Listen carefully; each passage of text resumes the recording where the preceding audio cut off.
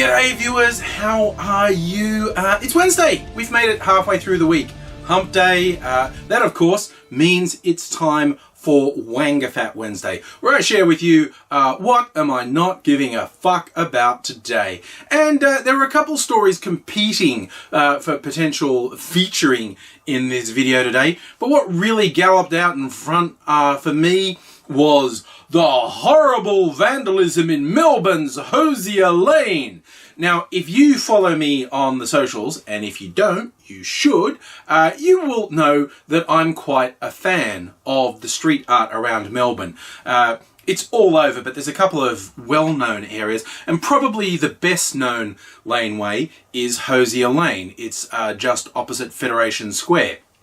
Now, what happened a couple of days ago is some lads decided they were going to make a statement. They think that street art's lost its roots. It's too commercialised. It's been moved in on by art students and like the city's benefiting from it from a tourism point of view, but not passing on any benefit to the artists. They wanted to make a statement. So they went in and just sprayed paint everywhere. I think they used fire extinguishers filled with paint to just cover up and deface a lot of the pieces that were in the lane. And again, wankers, honestly. It's like, if you don't like what is being done, why not do something that you think is the correct style of street art?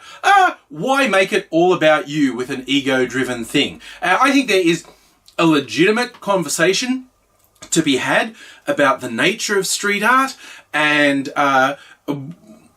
what should be involved, who should be involved, all those things. But if you're going to have that conversation, part of the conversation I'm going to have is you come across as talentless, jealous little fuckwits, quite honestly. Egocentric wankers. One person claiming to be part of the group that did it talked to the local newspaper and has basically said they're being performance artists. So at that point it's like, okay, fire them into the fucking sun. If they're saying, I'm making art. No.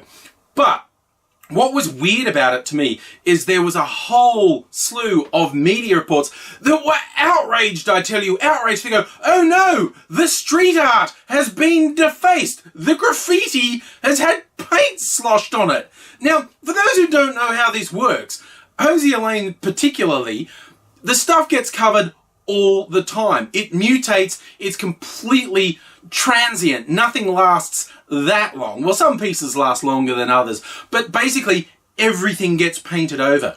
It's a thing that happens. And yes, what these guys did wasn't artistic. It was a childish, petulant little hissy fit, but so fucking what? They covered up some pieces.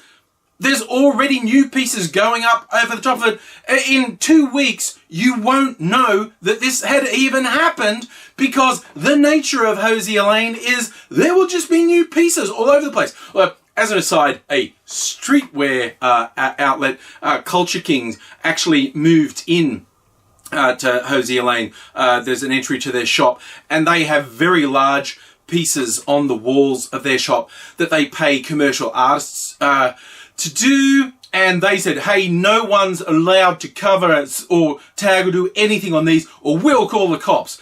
They're fucking wankers. So of course that's made them a target. So people always paint over that things they do. Fuck Culture Kings, quite honestly. That is an absolute bullshit trying to cash in on a scene that existed for decades before they ever showed up. So fuck those guys. But even just generally, like I said, I think the guys who did it are fucking wankers, quite honestly.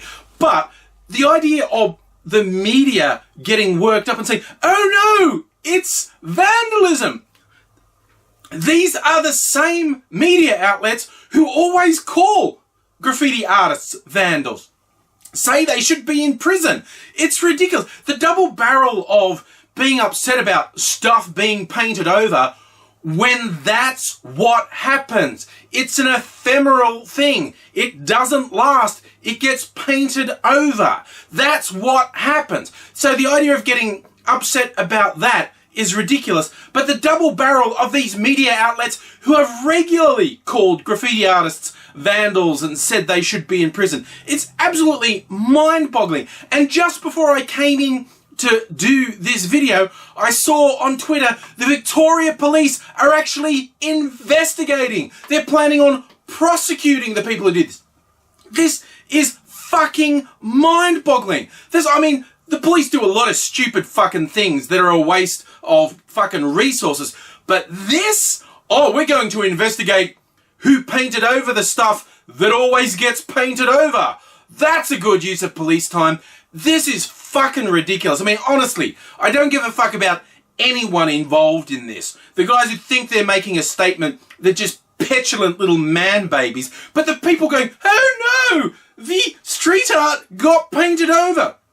It's so fucking clueless. It's actually embarrassing. I was embarrassed enough at the media reactions to it with the pearl clutching, but then finding out the police are wasting resources investigating this, it's absolutely surreal. It's taking something that's never meant to last and acting like it's somehow special. So maybe these guys spraying the paint had a point, although I think they're all completely shit scared at the moment because they didn't expect the cops to get involved because, I don't know, maybe they had that degree of rationality where they could look at it and go, this is not a thing that should get anyone particularly upset. We're just having a bit of a shit stir.